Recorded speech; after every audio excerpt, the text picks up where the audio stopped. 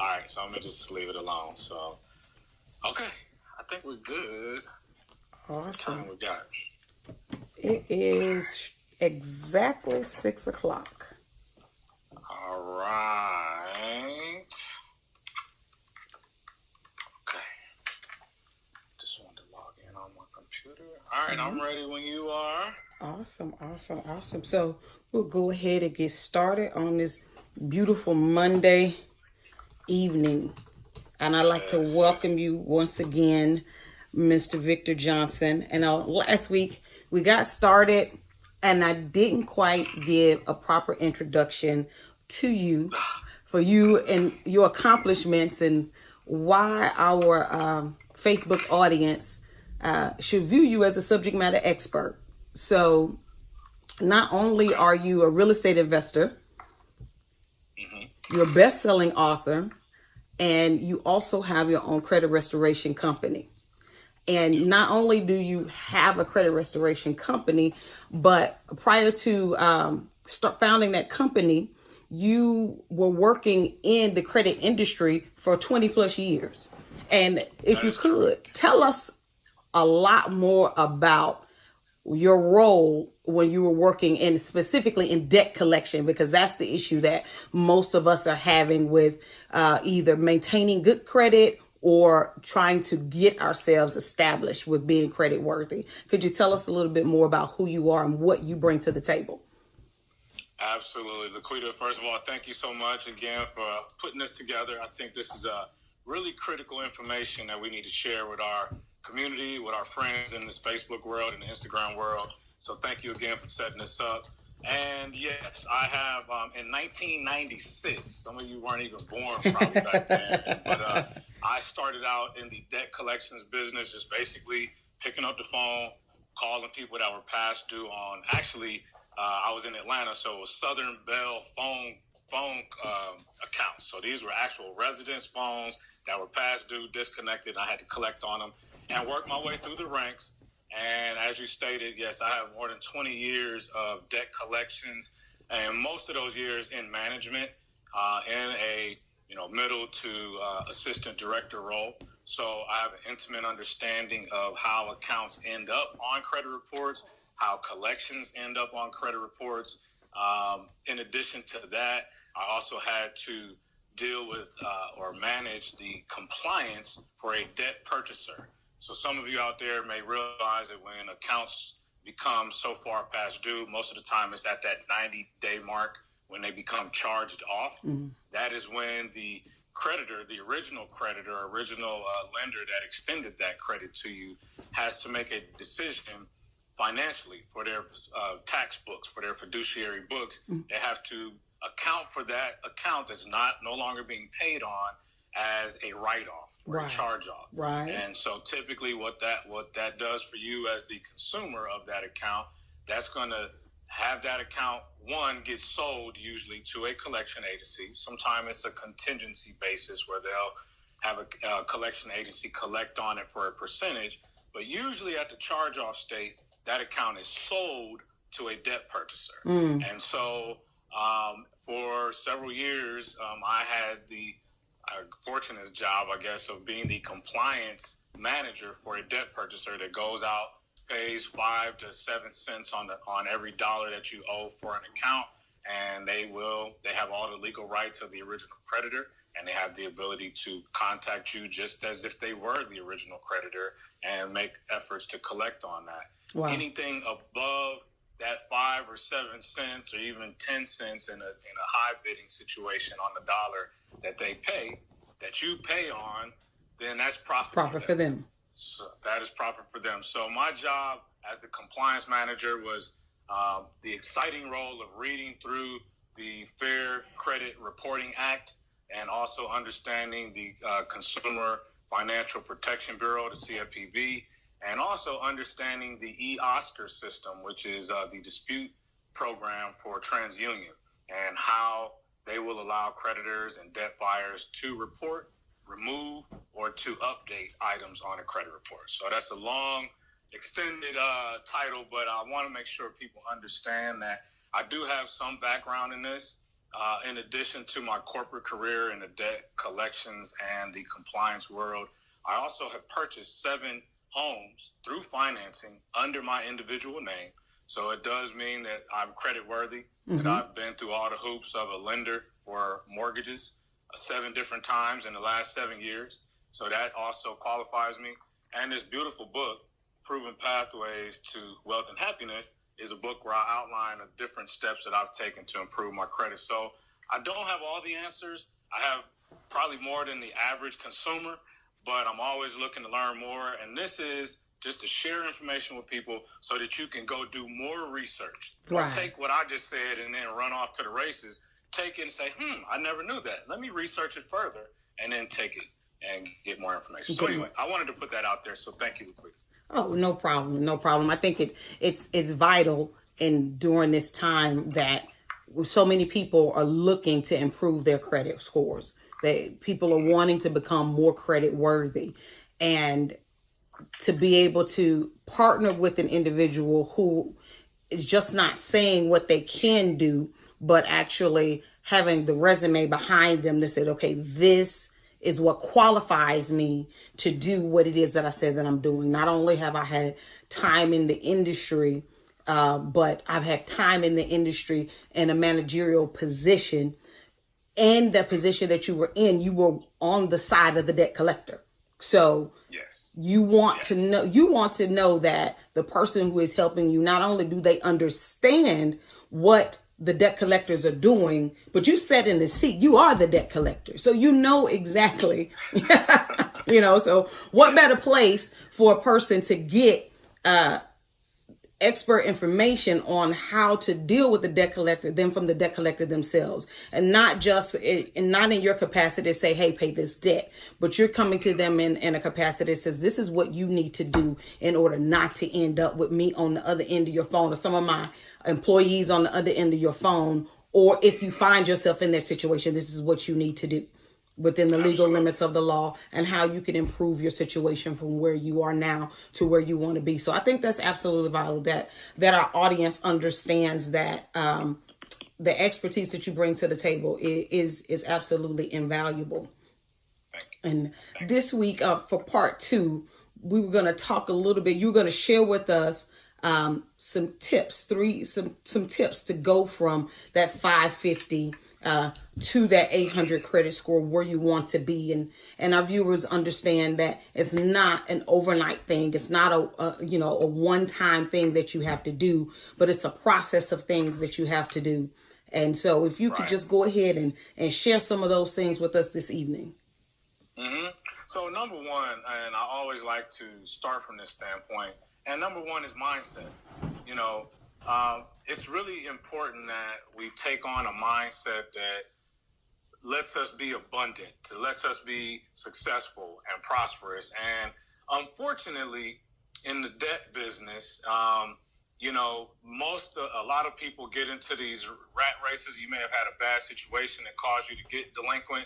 And then it becomes this mindset of, man, it's no way I'm going to ever get up from under this pile of debt that has been created for whatever reason it got created, whether it was your own doing or whether some, incident that happened in your life, a divorce or a death of some sort that caused you to suddenly have a change in your finances and no longer be able to address debts. So first thing I want to say is take the mindset of, and I actually posted this on my LinkedIn post today, is take the attitude of that you can still be successful even though you failed in the past, right?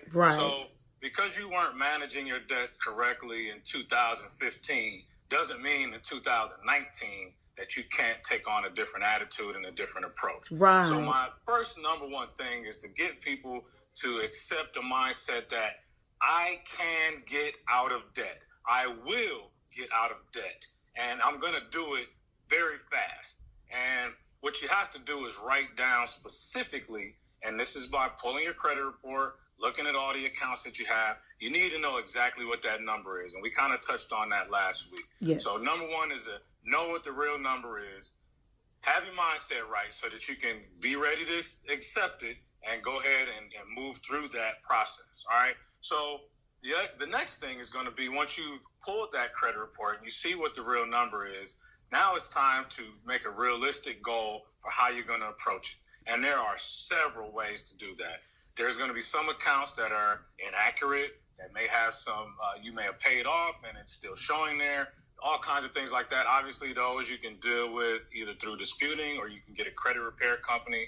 Credit restoration mentors is one, but that's not even the tip of the iceberg. You can also pay all your bills on time. Yes. I can't stress that enough. There is no magic wand to this. There's some things I'm going to actually mention here during this call or this interview that will help you to get this ball rolling to increase your score a little bit. But to maintain and get your scores in the sevens, that 800 number, is going to take consistent making payments every single month on time for all of your accounts. There's no way around that, okay? Yes. You can start out by doing the minimum payments and all that stuff. The number one thing is to pay it on time, okay?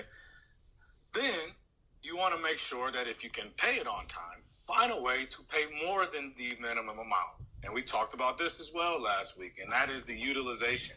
Trying to, if you can prevent using more than 30% of your account, but definitely if you've used more than that, you got to pay it off in full, or at the very least, keep that balance under 10% of the available credit line, okay?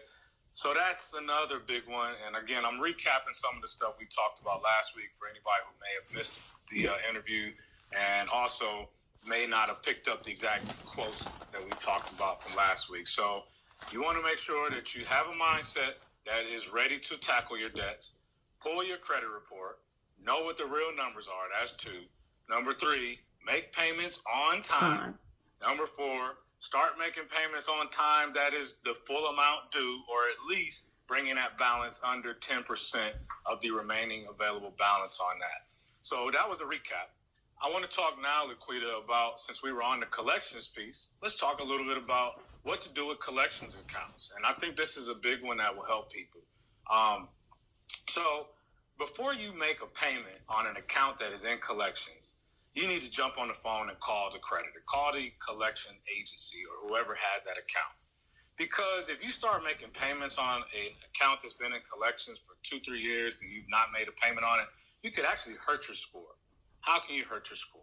Well, these accounts get purchased, and at that point that they got purchased, they probably got re-reported on by that new debt buyer. And if you've not been in contact with them or not called them, then they're not able to update any activity on that since the date that they purchased it. So now, as time goes by, that negative item, even though it's in collections, it has a lower weighting of an effect on your score.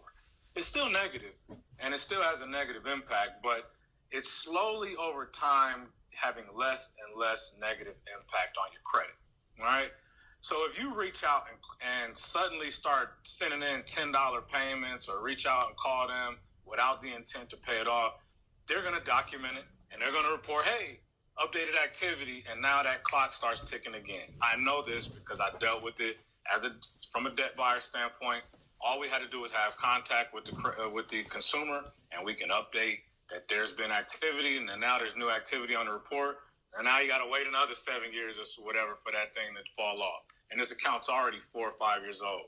So what I encourage people to do with a collection account is to call the collection agency, and let's start negotiating those accounts. And there's a whole bunch of steps to go into it here, all right? So let's go into it. With the collection account, when you contact the creditor, what you want to do is let them know that, listen, I haven't been in touch. It looks like I've just pulled my credit report. I'm trying to get my finances in order. I see that you're now the owner of my debt. I want to try to get things together. Unfortunately, looking at this mountain of debt that I have, not just you, but some other creditors, I feel like I may end up filing bankruptcy. However, based on this conversation, I may not file bankruptcy. And what you're doing is setting up the conversation to negotiate a reduced payoff with this creditor. So you're going through this conversation with them.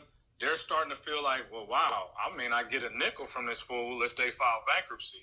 So let me keep listening. And you talk to this creditor or the collection agency, and you say to them, listen, I'm talking to my family. They all know I'm trying to get my finances together. We sat down, had a family meeting about my credit. We see what the numbers are. They're going to help me. They're going to loan me the money that I need to pay down my debt or to pay off my accounts. But only if I can get these accounts settled out and removed from my credit report. So you're negotiating with your collection agency, and you only talk to them about settling the account if they're willing to remove that account from the credit report. And they can do it as a debt purchaser for sure. They can have that item removed from your credit report. If you were disputing it and they found that it was some inaccuracy, they would have to remove it in that instance. So they have the same right to remove it if they negotiate with you a reduced settlement. So, and I'll pause there because I just said a lot, but that's an important step. We don't want to negotiate settlements with collection agencies unless they're able to remove those items from your credit report, because you can have an account paid off, but it's still sitting on your credit report with a zero balance. Okay. So we need to get that removed, and that is the most critical step in that negotiating. And they're going to want you to make the payment. If they're going to agree with you with a dollar amount and to remove that, you got to be ready to make that payment. In the next week or two. Usually it's going to be a 10-day window that they're going to give you to make that settlement payment in full. Okay, get it in writing. We agree to pay this credit card account. Original account number must be displayed on there, plus their agency account number that they've assigned to it since purchasing that account. Make sure that's on your letter. We negotiated a settlement on this American Express card with Victor Vinico Johnson. He's going to pay $800 on the $1,000 balance that's past due on this by March 15th, 2019. And by doing so, if we receive payment in full and it does not return, we will remove this item from his credit report. That's how it works. You get that letter. If you're comfortable with the terms and it's what you guys discussed, make your payment by that date. Don't be late, because they will revoke that settlement or that agreement. But once you've done that, that is the first step to getting that item removed from your credit report. And usually it's at a reduced amount. Awesome. Questions, comments on that, Laquita? So what I hear you say here is a lot of people, I know I've dealt with even recently where individuals have gone into a debt settlement agreement, but that debt settlement agreement, they had to first become late. And then after they became late, then they went into some type of settlement agreement that still negatively impacted their credit, which they were unaware of in the beginning. So what I hear you saying here is in the very onset of the negotiation with the creditor, first thing the creditor must bring to the table is the willingness to remove the debt completely from the consumer's credit report. And that's something that you want to have from that creditor in writing prior to making any sort of payment on that, so that when you make that payment, that debt is removed. Instead of having a fresh cycle of time restart over because you've made contact with them. That is correct. And so I also want to qualify that now.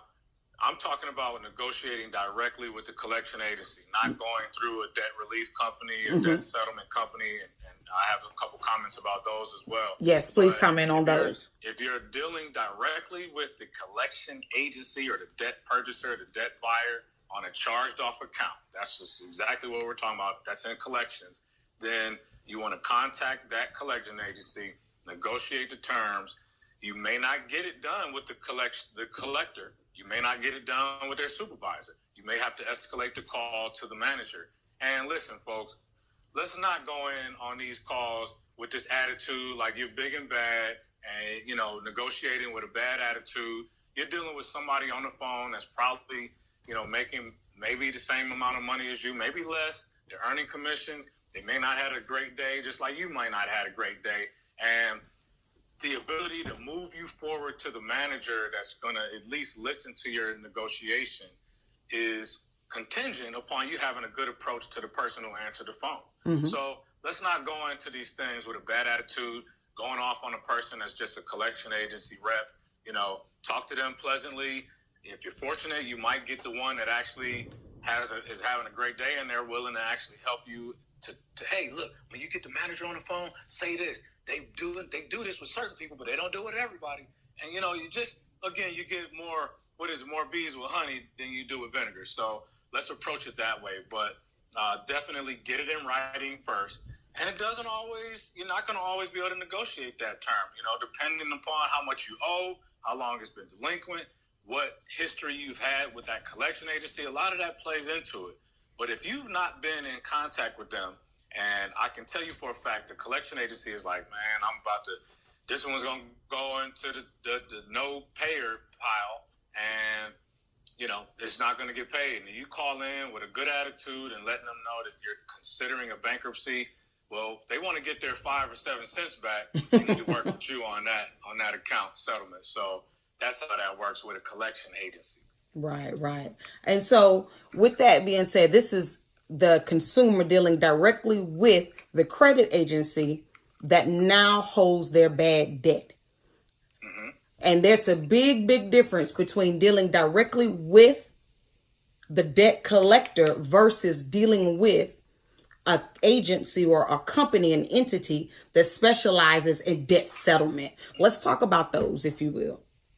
Okay. So again, having 20 years in the collections business, and a lot of my Facebook followers are people that worked with me or for me in Atlanta, in Austin, Texas, maybe even in Dallas, where I wasn't managing collections in Dallas, but in Austin and Atlanta. So what happens is, there are companies out there, debt relief companies. I won't say all of them, but there's a lot of them that have basically a initial sign-on fee. They might ask you, hey, look, we're going to help you negotiate these settlements with all your creditors. Come up with $2,500, $3,500 to get in the program. Stop paying your debts now. Okay. That to me is a problem in itself, but let's continue. So, a big problem. Exactly. You sign on an agreement, and then their job in general, and there may be some debt relief companies out there listening, so I heavily encourage you to chime in and comment here if I'm wrong on this. But basically what happens is their agreement with you is that we will now have the right to contact the creditors for you. We're going to help you negotiate a lower settlement because of our ability to negotiate and our history and our history with a lot of these creditors. We can usually get you a lower settlement amount than what you can negotiate on your own. And they can be right with that. Now, the only thing is you've already spent $2,500 to $3,500 that you probably could have used to settle out 3 or 4 other accounts, right?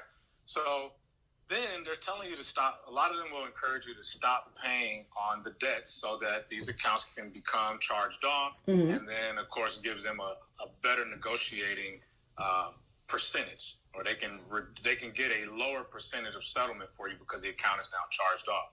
Well, what if you were only 30 days late? Maybe you're 45 days late, and now they're telling you to stop paying for the next 60 days so that this account charges off. So now your score is actually dropping before it comes up. Right. And it's just not the best tactic. They're not always able to negotiate the settlement. I've been on the receiving end of calls from the debt relief companies at the collection agencies, and we're not always willing to accept what they're offering. Sometimes we feel like, based on the credit report we pulled on a consumer, based on what we know from conversations or the file that we receive from the creditor, we know that they own a home, or that they have wages in a garnishable state, or that they have other means that we can collect those accounts from, and we're not going to settle with a debt relief company at 25 cents on the dollar when I can just take it through the legal process and get a lien on that consumer. So not always is the debt relief company able to settle those accounts for you. And in the meantime, you stop making payments, you forked over a chunk of change to them, and you ultimately are kind of in a worse spot than you started in. So my advice, and again, do your own research, do your own due diligence, and if there are debt settlement companies tuned in, please chime in and let us know your thoughts on this. But my biggest guidance on this type of deal would be to try to negotiate your settlements on your own, keep that cash, and try to use that to settle out the accounts on your own. You're the original consumer, so you have every right to try to settle that stuff out. You can use the same approach that I use with the collection agency. Let them know that, look, I'm trying to get my life together. I got a limited amount of money to work with to try to get all these accounts cleared up, or I'm going to file bankruptcy. Work with me or don't work with me. Right. You know what I'm saying? And that's a good approach to do it. Right. So you have to go into this thing when you're approaching the creditor. First of all, go in with a degree of professionalism when you make that call to deal with that initial representative. And then when dealing with that initial representative, with that degree of professionalism, you stand a better chance to get connected to the right managerial person that could quite possibly deal with your debt in a manner that's suitable for you. Number one. Number two takeaway that I have here is when you're dealing with a debt settlement company, depending on what your personal financial situation is in the beginning, plays a large role into whether or not that debt collection company a debt settlement company will actually be able to assist you at all. So the recommendation that I generally give to our clients, because I deal with individuals all of the time that have less than perfect credit situations when it comes to real estate investing. And just per my experience with if I'm current and I can make my minimum payments and I'm current, this is just me personally. I would not want to become 90 days past due in order to get into a settlement agreement that is then still going to be on my credit report as a settlement. That's correct. That still shows very negative. It's just the same way that when I talk to people who are considering short sale on their property, do some things before the short sale, because the short sale is still a foreclosure. It just meant I got a little of my money, but it's not still the whole debt. So, yep. The kiss of death in mortgage. Yes. Foreclosure. Yes. So this is what I hear you saying. If you can make those minimum payments, and then deal directly with the creditor to try to work out a situation work out an arrangement with the creditor that will benefit you and the creditor. That will be my recommendation as well. With again. Yeah.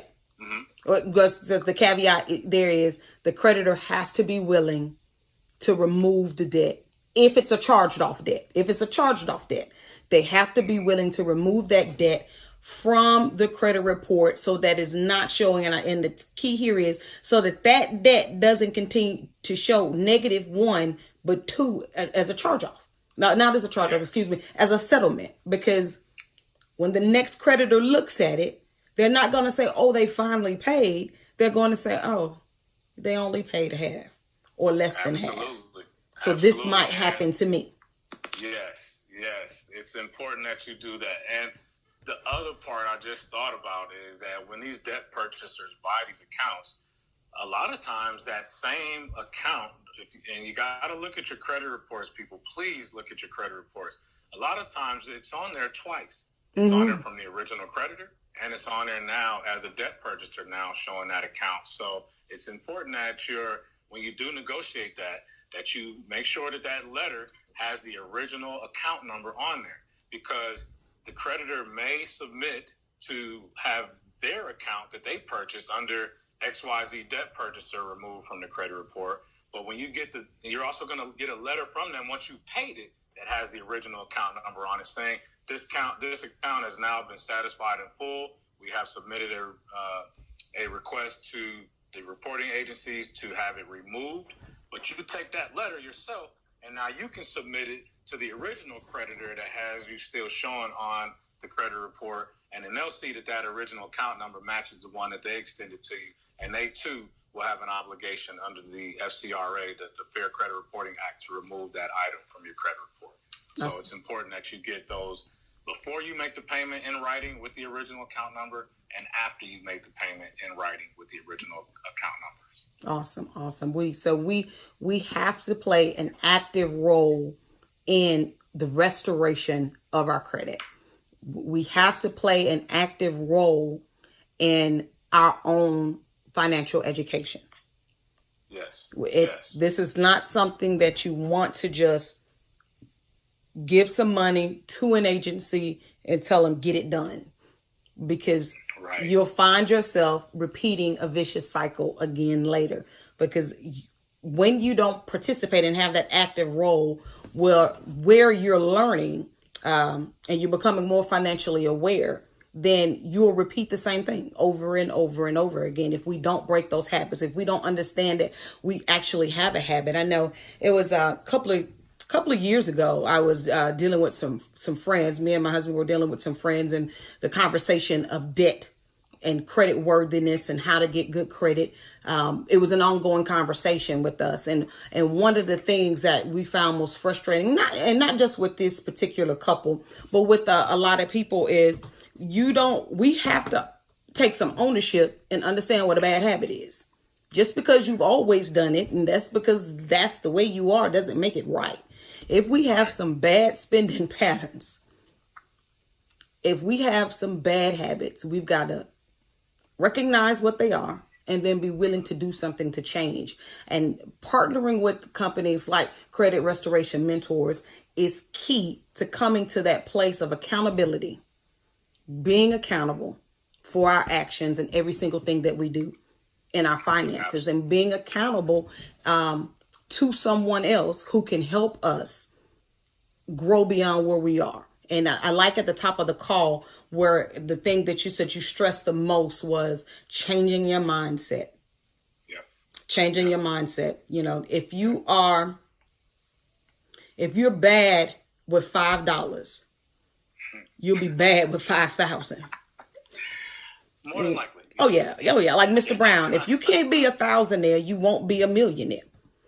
If you're bad with it on a low level, you'll be bad with it on a higher level. So it's better right now, wherever we might find ourselves financially, get the credit education that you need, get the financial education that you need, so that as we obtain those places in life that we want to obtain, we'll be able to then maintain it and keep it generationally.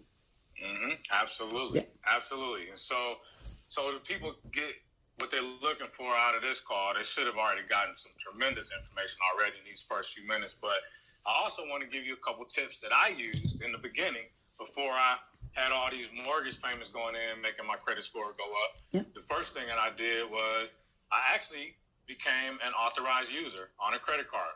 And so let me talk to you a little bit about this. And you can research this on your own in case you want to look into this process. I think you could probably look it up as piggybacking, or I know a lot of people at the banks are familiar with the FICO scoring entity, is familiar with this term of piggybacking. But basically, someone who is using their credit card and making their payments on time, usually paying it in full.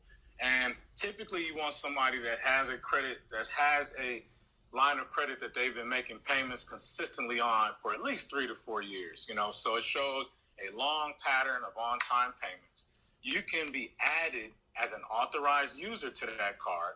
Now, that does not mean that you suddenly get access to spend all this extra money, and it also doesn't mean that the person who adds you will have a negative score because you've been added. It only boosts your score, assuming that they have a high paying history with that credit card. You can be added as an authorized user, and basically what has to happen is the person who has the card has to call the creditor and say, hey, let's just say Chase Bank or Capital One or whatever credit card company. They call them, hi, I'm Victor Johnson, wanted to discuss my account. They pull up your account, they go through the typical verification steps. Hey, I'm looking to add an authorized user to my account. They will add the person to on their name. But there's a couple key questions that you want to know. And the number one thing is, do you report these payments? Because some credit card companies don't report. So it would be no benefit to you to be added as an authorized user if they're not going to continue to report those on-time payments. Because the whole benefit of this is that you want to be able to inherit the good paying history of this other person. Absolutely. It is so critical that you make sure that you and that person are aligned. Typically, this is going to be a spouse, an in-law, a cousin, a sibling, someone that has already been performing good paying habits, and they have a credit line that's been established for at least 2 to 3 years, and it is for a credit card that is consistently reporting, you can be added to as an authorized user. Now, this will, if you're in the 500 score, it might boost you up 40, 50 steps, 40, 50 points. So this is not the end all be all to fix your credit. Right. But it is a good way to get you started. And what you would do is maybe once you've had this authorized user status added to yourself and you see your score go up, maybe now you're going to apply for a small credit line yourself and start building your credit history in that way. And now you're adding more points because you got 3, 4, 5 months in a row of good payments on that card. Plus, you got 3 or 4 more additional months of this person making payments. So this credit, the FICO score algorithms, the way they work, it looks for consistency. So you're not going to be able to trick some credit grantors out there. Like if you suddenly go up from 550 to 700 in 2 months, they're probably going to look back and say, hey, how many authorized users has he been added on to? And they may still decline you, or they may still ask you for additional requirements. But becoming an authorized user with a credit card company is one way that you can look at getting some additional points. Yeah, and that's a good thing. So let's talk a little bit more about the authorized users. And I know some people who are credit worthy and may be watching this may say, okay, now why do I want to give somebody that doesn't have good credit the ability to piggyback off of my credit? Well, we want to do this, like you said, with people who we are in right relationship with. And I just want to put out there, just because you allow this person to be an authorized user on your account does not mean that you have to give that person a credit card. You're simply extending to them the benefits of your timely payments to a point where they can then go ahead and, as you said, get a card of their own and then begin to make timely payments. So this isn't going to be something that can end up negatively impacting the person that has the solid credit line. It's something that they would be willing to do. And, we've done it before. And it's not something that we give that person a credit card. Right. It's okay, you're an authorized user. That card's going to come to my address and I'm going to shred it. And I'm going to continue, and I'm going to continue to make the timely payments on my card. And while that person needed that assistance was there for them. And I see a comment here from Miss Tamisha Yvette. She says that most credit card companies will allow you to add authorized users online. They don't allow you to do that over the phone. And that's a really good comment. Thank you for that, Miss Tamisha. In today's world where there's an app for that. Everybody, there's an app for that. So you can simply go into, if you are the person that has the strong credit score and has the good relationship with a credit card company, you can go into the app that you use to make your payments, to check your statements or whatever it is. And if you have intentions to allow someone to be an authorized user, you can simply add them from your app. There you go. And like I said, I did this probably 7 years ago and they did it over the phone. So definitely it makes sense that they're doing it online, because in a lot of cases, I believe they still will try to run your credit. I'm not sure how they do it anymore, but if they don't, then I will be concerned, because if they're not running the credit, then they may not be reporting that as well. So you want to be sure of that. And also, it's important that it's not just a $1,000 credit limit that this person's credit card is. Usually I try to look for, or I try to recommend people go to somebody who has a credit line of at least $5,000, maybe $4,000, so that again, the utilization is important. Ms. Tamisha Yvette made a good comment here. She gave 3 different authorizations to her children. It definitely boosts them. I only add them to accounts that I utilize less than 30%. So I'm only sharing good credit. Absolutely. And that's what this is about. Yes. Is helping others get good credit. So that's one tip that you can use. Again, do your own due diligence and research if that's something that you decide to go and do. But that can change your score in days. Yes. In a few days. Yes. Okay. Additionally, just on that tip, I am not an advocate of co-signing. You can't So with an authorized user, at any point, if something were to happen where they did get their hands on a card and did something wrong and you got upset about it, you could actually remove them as an authorized user, just as simply as you had them added. Yes. Well, if somebody is a co-signer, you there. Y'all locked in it, buddy. Till that account is removed. You are there. Yes. Y'all stuck together. So I'm personally not a fan of co-signing. I'd rather give somebody some cash or do something to help them get their score up before I co-sign something. Yeah. And so I think that's something that's important to mention as well. I agree with that. I remember right after we had our youngest son, so it was like 17 years ago, we were in Washington State and we needed a bigger vehicle. And we went car shopping. And long story short, we were unable to get the vehicle that we wanted without a co-signer. So at that time, we called person who we knew had the strongest credit, right? And it was my grandmother. So initially at the time, when we were at the dealership, she was like, okay, cool, I will do it, no problem. She co-signed it. Well, Vic, she went back and she prayed. And the Lord gave her an answer that I did not like.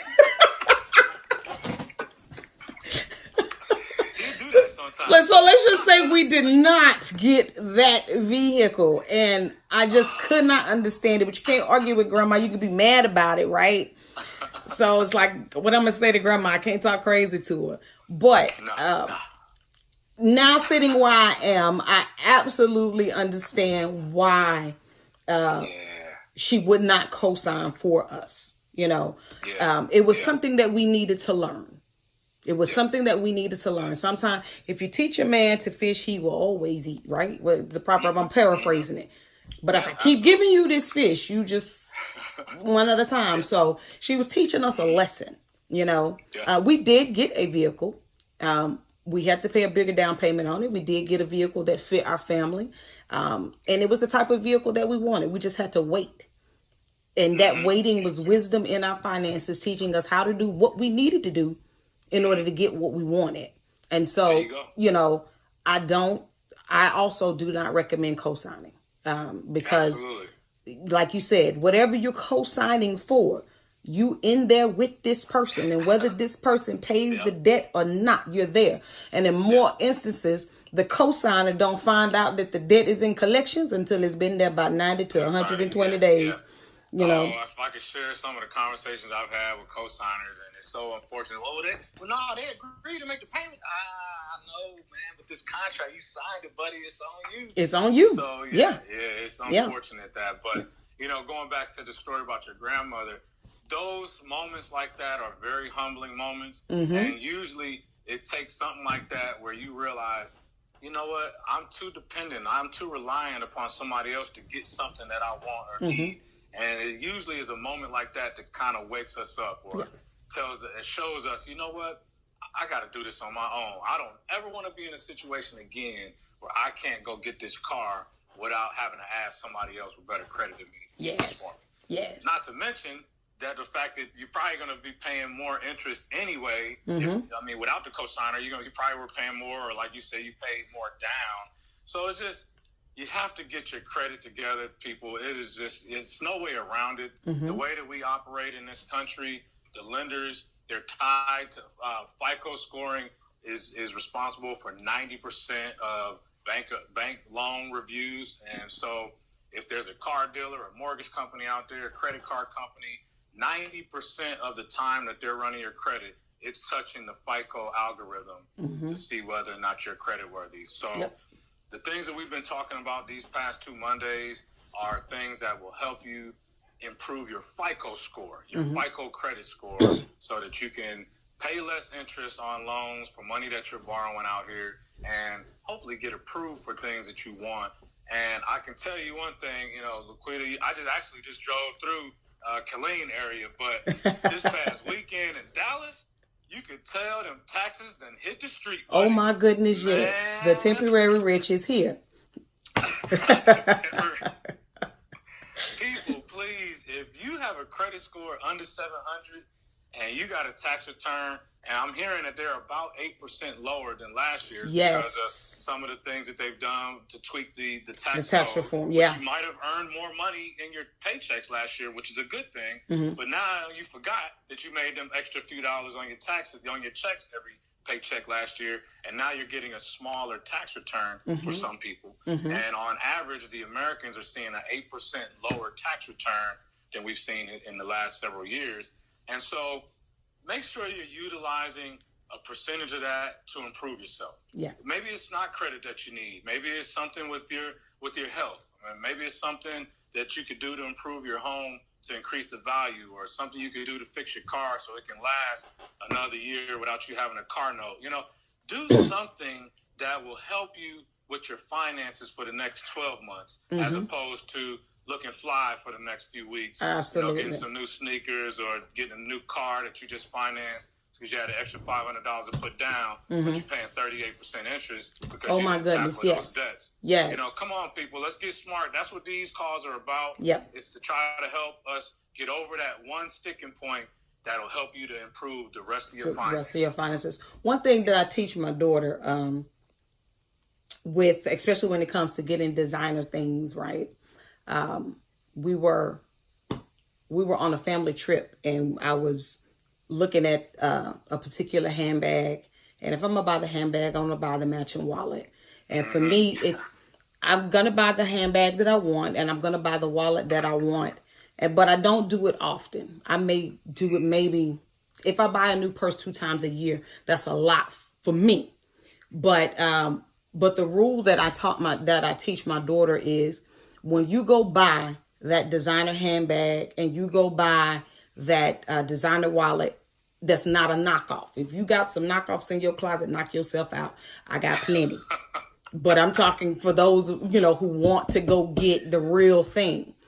If I don't have twice the amount of cash, if I'm not that liquid with the money inside the bag, inside the wallet, on any given day, before or after the purchase, and I don't mean I got the cash because I'm on my way to pay a bill. That means I have the cash disposable to go do something else with it. Then I need to leave that handbag and the wallet in the store that I saw it in. Preach.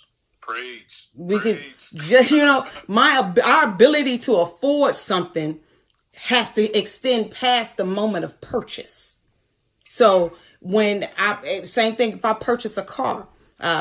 We had a discussion like this we were stationed in Germany, and we could get the BMWs, Audis, all of those things a lot cheaper while we're there. And I just didn't want to, the Lord liberated me from a car note a long time ago, and I am quite comfortable driving my 2008 because it's paid for. I don't want to pay that car note every month, right? Thank you. So, but my ability to afford that car goes past the car payment.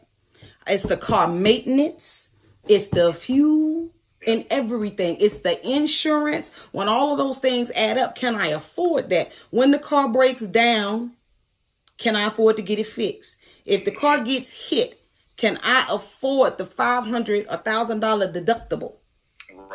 To the insurance company to pay to get it repaired. And so at this time, when we have that access to the excess cash through our tax returns that we didn't have, now don't go get something that you can't truly afford, because just because you have the money now doesn't mean you're going to afford it later. As Victor said, take that money and do something with it that's going to prosper you long term. Make an investment in it. Don't go put it in the bank and just let it sit there. Make an investment in it, something that's going to be a return on value. And this is just my personal opinion. An investment is not designer clothes or shoes. That's not an investment. Only somebody who likes it as much as you is going to consider that worth anything. An investment is something, an asset that's going to continue to grow in value after the point of purchase. And that value is whether those Jordans are only valuable to you and other people who like Jordans. But a piece of... I will say, I got a cousin, man. This dude, 19, 20 years old, in college out in Boston. He done tapped into the Jordan industry overseas. The Jordan industry. Yes. Gets them cheap, sells them 3 times that amount. that is an investment. But Yeah. He invested into a business. Yes, exactly. He not collecting them on his wall, putting them on Instagram, and waiting in the line for 4 hours to go get the new pair. He wholesaling and retailing them on the back end. There you go. Do that. Do that. There you go. Do that. That young man is amazing. Do that. If you're gonna buy some, do that. If you're buying the Jordans, buy them like that. Don't just buy them to put them on display to say that I have them. If when me and my husband bought our first fourplex, he was driving a Mitsubishi Mirage. It was like a 1989, man. You could sit in that car and put one window on the front window and stretch it out to the back window. And he would drive up to work every day. And his soldiers would clown him so bad about this car because this car was ugly. It was ugly, but it was paid for. All our vehicles were paid for at the time, and we were saving money so that we could buy this investment property. And the thing that we would tell our soldiers all the time, would we rather look good in the car we're driving? Because I can pull up and look at all of the people with the BMWs, the 4x4s, the Audis, the Lexuses that are parked in the parking spaces of the property that I own, and I will gladly drive by in the hatchback. Wow, how about that? It's your mindset. Yeah. It's a mindset. It's a mindset. Absolutely. Our first rental property, we were living in an apartment when we bought that place, Yeah. So, you got to do what you got to do until you can do better. Exactly. I am a big advocate because I was in like I said, in the collections business, and I also had to deal with repossessions and selling cars at the auction. I will never finance a vehicle again if I can help it for myself. There you go. Because I understand that they will buy the car for $1,000 and finance it for $25,000. There you go. That Jeep I got out there is a 2006. I drove 4 hours down to San Antonio and back today, 200-something thousand miles. But I got my properties that I'm checking on so you're absolutely right. Don't worry about being flashy and being, this super fly person. Mm-hmm. You can be fly without spending top dollars at these retail stores. Get your bag right. Get your money right. That's it. Get your credit right. Yep. And then let's start talking about doing the other things that we want to do and have fun. So anyway, absolutely. That's my 2 cents. Your 2 cents is priceless, because as we're growing in our awareness of our credit, as we're growing more in our awareness of our finances, like you said last week on the call, being in a position where you're not credit worthy costs us thousands upon thousands of dollars every year as consumers. But if we are credit worthy, and as we get ourselves into that position where we're credit worthy, we're more financially savvy, then we will begin to save money, and we will have more money that it's cash that is accessible to us, and we'll be able to then more so afford the lifestyle that we desire to live, to be able to go and do the things that we desire to do and not have to pay an absorbent amount for it. Right? There you go. Yeah. That's right. Absolutely. That's right. Absolutely. Good stuff, Equity. Excellent. Well, Victor, it was so great chatting with you today, as always. And for those of you that are viewing, please tune in next week. We're going to continue our conversation about the necessities of credit worthiness, about the necessities of becoming more financially mature in the choices that we're making with our money. And we're going to continue to do this across the next couple of weeks. So every Monday at 6 p.m., tell your friends, tell your family, tell your enemies, tell everybody to tune in and watch as we share some tidbits. Not only are Victor and I going to share, but we want to hear some things from you. So those who participated tonight, Ms. Tamisha, thank you so much for your input on on how adding someone to your credit as an authorized user is a helpful situation and not a hurtful situation. Thank you so much for adding that in, and for your input on why you don't want to co-sign for someone. So to everybody who's participated tonight, thank you so much. And we look forward to seeing you all again next Monday at 6 p.m. That's right. See you later. Take care.